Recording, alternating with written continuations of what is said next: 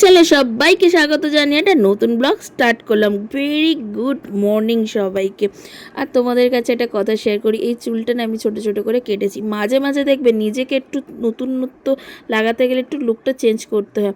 সবসময় যদি সবার কথা ভেবে নিজের কথা ভুলে যাও তাহলে নিজের মন খারাপ রেখে কোনো কাজ হবে না।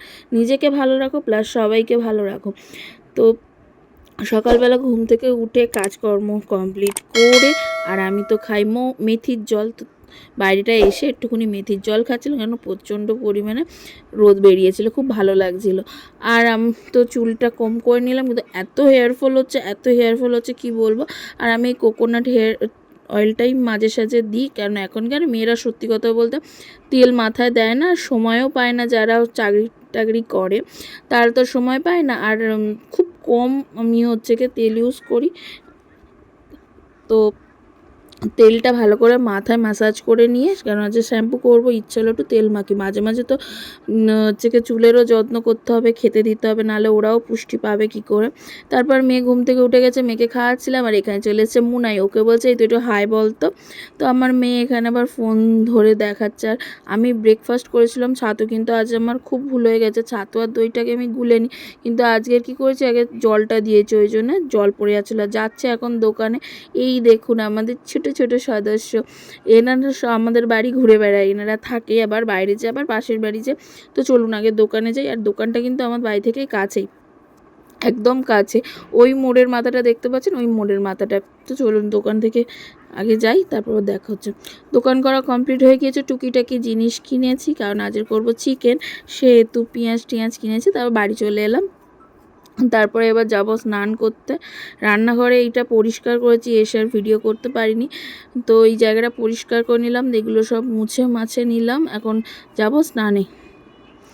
তার আগে একটুখানি ঘরে বসবো, একটু জল খাবো, তারপর, কারণ প্রচণ্ড ঘেমে গেছে। এই ঘাম গায়ে যদি স্নান করি তাহলে আরও ঠান্ডা লেগে যাবে। আর আমি ভিডিও কেন করি বলুন তো, আমার না ভালো লাগে ভিডিও করতে।